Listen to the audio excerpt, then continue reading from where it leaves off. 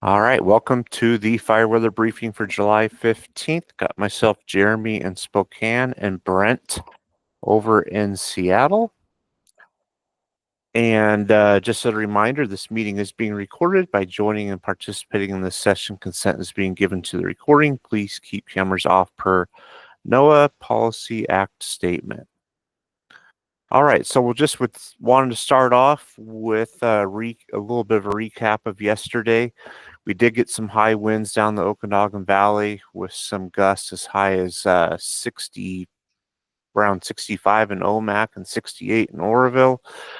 And we also had some thunderstorms over the far northeast corner of Washington into the North Idaho Panhandle. 57 strikes in Zone 101 and 6 in Zone 700. And with that lightning, there was some wetting rains that fell over the North Idaho Panhandle and extreme parts of northeast Washington. Some locations around Bonners Ferry got as much as about 9/10 of an inch of rain. Looking ahead now, we'll start with eastern Washington and North Idaho.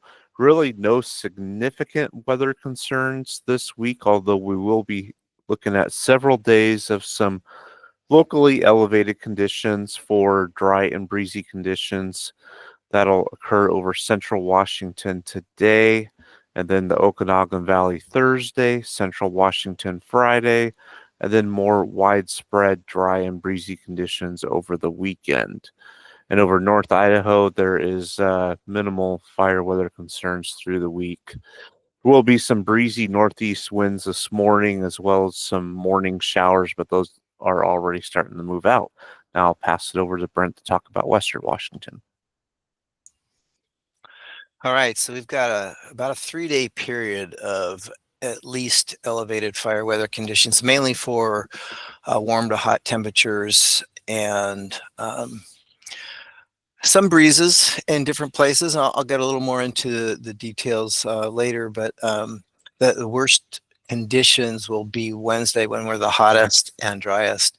The hot, dry, unstable will be for the Cascades, and it's not going to be absolutely everywhere, but there's certainly a number of areas throughout the North and South Washington Cascades that will be both hot, dry, and unstable.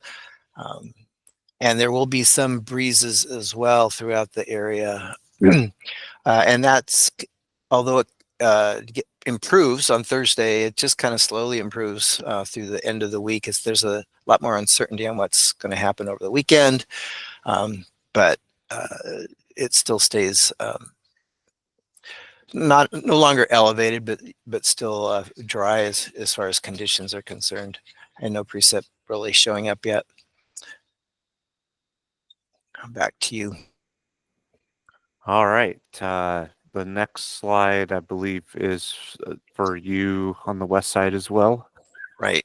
Okay. So we have fire weather watches out for 6:58 and 6:59 and 6:55 in the southwest lowlands. We'll be looking at the latest models today on a decision to update or not to red flag warnings. But basically this is through Wednesday, and the conditions are mainly for the Cascades. We're looking at temperatures in the upper 80s to low 90s with minimum RHs 20 to 30%. Some places maybe reaching the upper teens, and an unstable air mass above that area, actually above a lot of the areas, but the mountains mostly. And there will be some easterly winds across the Cascade Crest today and through some of this period through Wednesday, but it will be light. It's not going to be an easterly event. It'll be under 10 miles per hour, and not even, mainly in the gaps. It's not really going to be extending down much to the foothills either. So, and then as far as the southwest lowlands, it's a very uncertain forecast right now. Different models are showing actually some higher winds today as the winds funnel down we're getting some kind of outflow from the Fraser and Canada area and funneling down Strait, Puget Sound, I should say. And so some models are showing some northeast winds down there that are stronger than we were thinking. But others are not. Others are keying in on the westerlies that come in on tomorrow. Even the hot, dry, windy index is a lot higher then, and it's showing quite a few above 90 percentiles for the day, which is what the watch is targeted on too. There'll be a decision to have to be on that. The RHs in the meantime are going to be in the 20-30% range in that area until they get modified slowly by the push. And what's a little bit different today's forecast is the push, the onshore flow that starts tomorrow really takes place over several days instead of kind of an abrupt change. And so that would mean the lower winds, but also slower RH recoveries, minimum RH recoveries during the day. So we're going to weigh all that out. But it's just there's something, a little bit of parts of everything with dry and windy in that area for the next couple of days.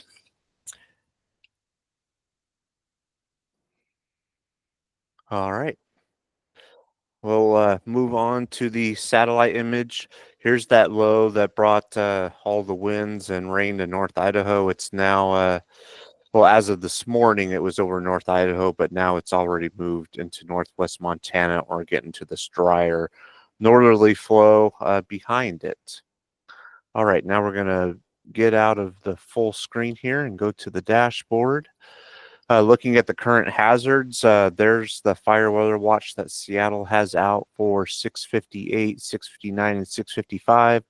Also some heat advisories on the west side. And then we still have a wind advisory out for parts of northeast Washington to the northern panhandle. That's only out for a couple more hours through 11 a.m. And it looks like the winds are already coming down. So they'll likely be allowing that to expire later this morning. Looking at the weather tabs for today, it will be much cooler across eastern Washington and North Idaho. Actually, some of the hottest temperatures in the state are going to be on the west side with some low 90s over southwest Washington. And minimum relative humidities also are not going to be that much different between the two sides of the Cascades. The driest conditions over central Washington with some breezy north winds resulting in those elevated fire weather conditions. RHs will be higher over North Idaho. Looking at the winds for today, again, there's those breezy north to northeast winds with gusts as high as 25 to 35 miles per hour. And then looking at the mixing heights today, generally up into the 6,000 to 8,000 feet range across eastern Washington, and also some higher values or similar values there on the west slopes of the Cascades. Moving on to day 2, we'll see the temperatures increase across the state with minimum relative humidities also quite dry in the 15 to 25% range across much of eastern Washington, and also some areas down into the 20s on the west side. And then as far as the winds go, we'll see the winds switch around into the Okanagan Valley with some southerly winds on Wednesday. But that's really the only thing of note on the east side. And then looking at the mixing heights tomorrow, we see mixing heights again fairly elevated. Brent, over in Seattle, is there anything you would like to add for today or tomorrow with these graphics from the dashboard? Just to point out, is that's the kind of depicting on the map what we were talking about on the matrix, and for the Wednesday winds that Jeremy was showing, it was like 5 to 10 miles per hour through that kind of the Chehalis gap there for tomorrow.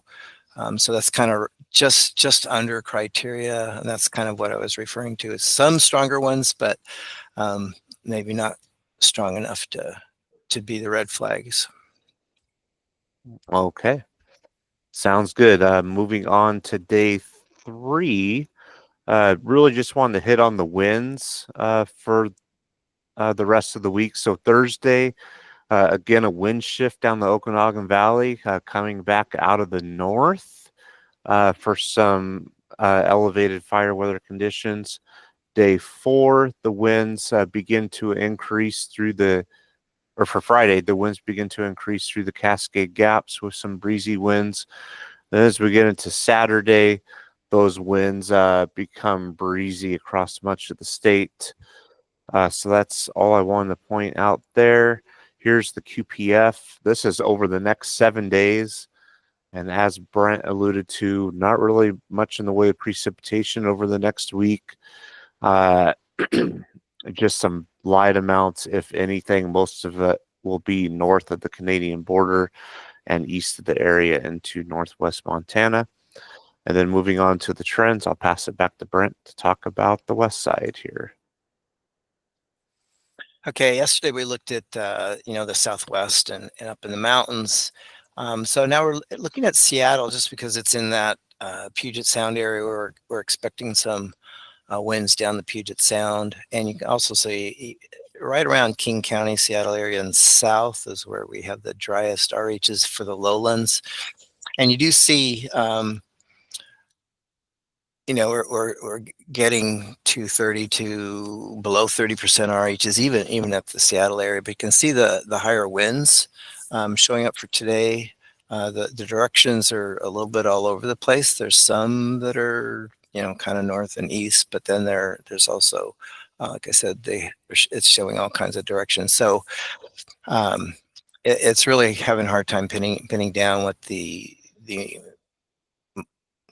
mesoscale terrain and wind and air pressure forces are going to actually end up doing, and who's going to win out. And so I thought this was kind of a good point to show. That's certainly not hugely strong, but that's definitely something that would be needed to contend with if we had fires or there are fires out on the peninsula, and both on Kitsap and Olympics. So just to say it's going to take a while to kind of settle that out through today. That's really all I had. Other than that, you can just see all sites really show this slowly improving worsening of the relative humidity throughout the next few days, back to more normal conditions by the weekend. All right, sounds good. Let's go over to the east side. I was going to show the Kramer raws today, showing the cooler temperatures and higher humidities, despite still some breezy north winds. And then after today, we see a gradual warming trend, getting up into the upper 80s, low 90s, relative humidities around dropping down around 20%. So fairly seasonal, nothing abnormal for this time of year. Just some dry conditions and some occasionally breezy conditions. Moving on to North Idaho, I'll show Knuckles. And you can see those humidities are really elevated today with that low pressure system in close proximity, and also much cooler. But after today, we see those temperatures really begin to warm back up, and the humidity is dropping back down closer to seasonal normals for this time of year. There is an indication by the time we get into early next week that the temperatures may cool back down just a little bit. So really no significant concerns there over North Idaho. All right, moving on to the 8 to 14 day outlook. It's showing as we go into the July 22nd through 28th time frame, about normal temperatures and precipitation for this time of year. No strong signals towards a warmer or wetter or anything too abnormal. All right, so with that, I'm going to stop the recording